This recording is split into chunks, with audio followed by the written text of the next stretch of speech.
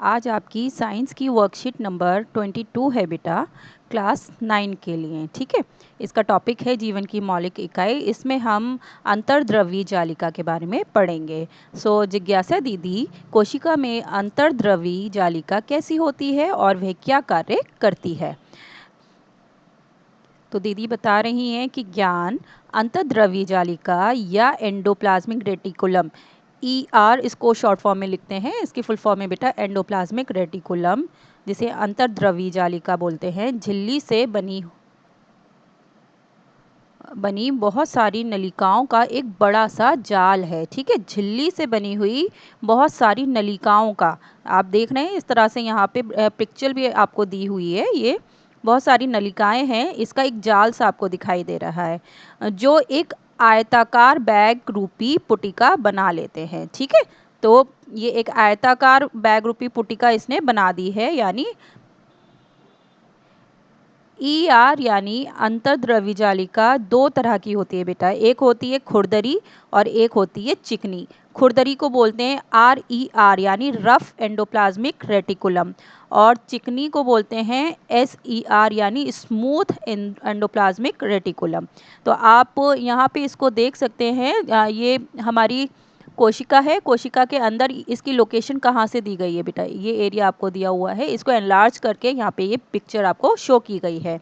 तो पहले हम पढ़ लेते हैं इसके बारे में कि रफ एंडोप्लाज्मिक रेटिकुलम यानी खुरदरी अंतर्द्रव्यी जालिका जो है कि झिल्ली पर छोटे छोटे कण लगे होते हैं। ठीक है, तो आप यहाँ पे देख सकते हैं पिक्चर में खुरदरी अंतर्द्रव्यी जालिका ये है, इसके ऊपर छोटे छोटे ये आपको डॉट्स दिखाई दे रहे हैं, जिन्हें क्या बोला जाता है बेटा, राइबोसोम कहते हैं, और जिनकी वजह से इसकी सतह जो है वो खुरदरी दिखाई पड़ती है। राइट, तो आप देखेंगे कि ये जो छोटे छोटे डॉट्स हैं ये क्या है, राइबोसोम है। ये केंद्रक झिल्ली से जुड़ी रहती हैं। आप देखेंगे केंद्रक ये है, ये केंद्रक आपको दिखाई दे रहा है। केंद्रक के अंदर आपको ये क्रोमेटिन के फाइबर्स भी दिखाई दे रहे हैं, रेशे। ठीक है, तो केंद्रक के चारों तरफ झिल्ली है भाई, केंद्रक के चारों तरफ उसको भी प्रोटेक्ट करने के लिए एक झिल्ली होती है, तो उससे ये जुड़े रहते हैं। आप देखेंगे ये उससे जुड़े हुए हैं। ठीक है,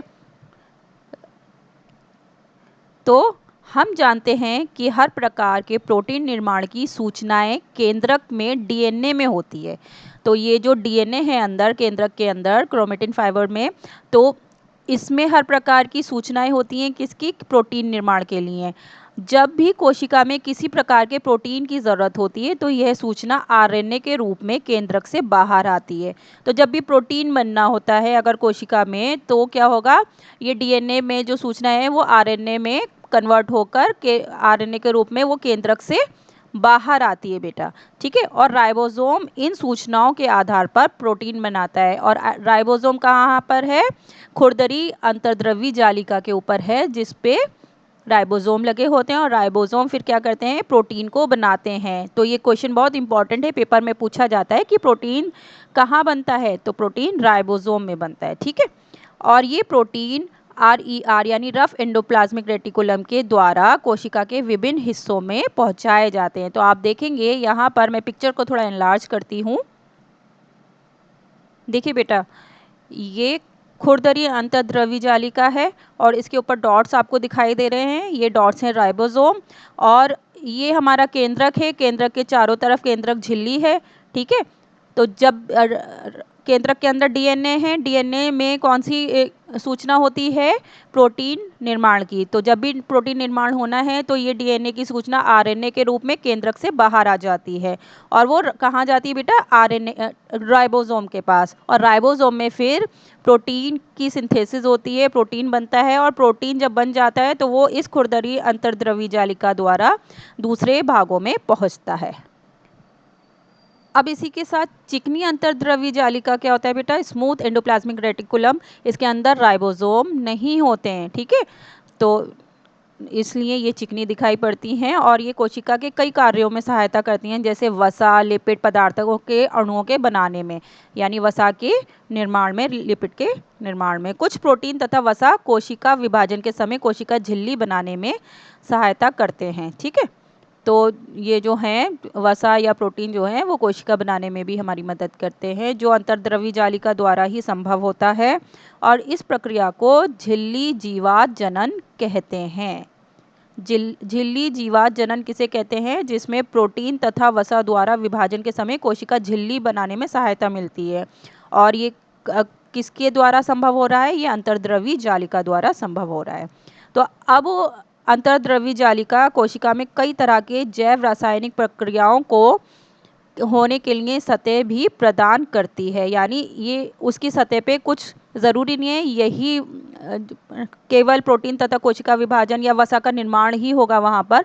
बहुत सारी हमारे शरीर के अंदर रासायनिक प्रक्रियाएं भी होती रहती हैं, तो उनके लिए भी वो सतह प्रदान करती है। कौन? एंडोप्लाज्मिक रेटिकुलम यानी अंतर्द्रव्य जालिका। सेकेंड पॉइंट है कि कशेरुकी यानी रीढ़ की हड्डी वाले जो जीव होते हैं उनकी यकृत कोशिकाओं को कई जहरीले पदार्थों से मुक्त करने में कौन सी अंतर्द्रव्य जालिका यानी चिकनी अंतर्द्रव्य जालिका, ये याद रखना है, SER का मतलब है चिकनी अंतर्द्रव्य जालिका की मुख्य भूमिका होती है। और तीसरा पॉइंट है कि अंतर्द्रव्य जालिका कोशिका द्रव्य के विभिन्न क्षेत्रों और केंद्रकों के मध्य पदार्थों के लिए नलिका के रूप में कार्य करती है। ठीक है, आपने देखा था ना कि ये एक नलिका जैसी लगती है, चारों तरफ इसके फैले हुई होती है। ठीक है, तो ये नलिका का क्या कार्य है भाई? ये नलिका ये जो पदार्थों का परिवहन करने में मदद करती है। तो एंडोप्लाज्मिक रेटिकुलम यानी कोशिका में जालिका तंत्र का निर्माण करती है। तो कोशिका के अंदर जालिका तंत्र का निर्माण कौन करता है? एंडोप्लाज्मिक रेटिकुलम या फिर अंतर्द्रव्य जालिका। तो बेटा पहला प्रश्न आपका था कि अंतर्द्रव्य जालिका के दो प्रकारों के नाम लिखने हैं। तो अंतर्द्रव्य जालिका के दो प्रकार हैं, एक चिकनी अंतर्द्रव्य जालिका और दूसरी खुरदरी अंतर्द्रव्य जालिका। और उसके बाद में आपसे कहा गया है प्रश्न में कि उनमें अंतर्स्पष्ट कीजिए। तो आपको यहाँ पर देखिए अंतर्स्पष्ट करके दिखाया गया है, तो आपने ये उत्तर लिखना है पहले प्रश्न का। अब प्रश्न नंबर 2 है बेटा, राइबोसोम का कोई एक कार्य लिखना है आपने। तो आपको देखिए बेटा बिल्कुल क्लियरली यहाँ पे राइबोसोम के कार्य दिए गए हैं, तो आप यहाँ से देखकर इसका आंसर लिख सकते हैं। आप वीडियो को पॉज कीजिएगा और यहाँ पर आंसर को लिख लीजिएगा, राइबोसोम के कार्य। अब प्रश्न नंबर 3, झिल्ली जीवात जनन किसे कहते हैं? इसका उत्तर है, देखिए बेटा यहाँ से इसका आंसर यहाँ तक लिखिएगा। नाउ प्रश्न नंबर 4, RER यानी खुरदरी अंतर्द्रव्य जालिका की सतह पर खुरदरी क्यों दिखाई पड़ती है बेटे? क्यों? क्योंकि उनकी सतह पे क्या होते हैं? राइबोसोम होते हैं। तो इसका सही आंसर कैसे लिखेंगे? तो आप देख सकते हैं इसका आंसर यहाँ पर लिखा हुआ है, आंसर नंबर 4 यहाँ से यहाँ तक। ठीक है, इस तरह से आप अपनी वर्कशीट को पूरा कीजिएगा।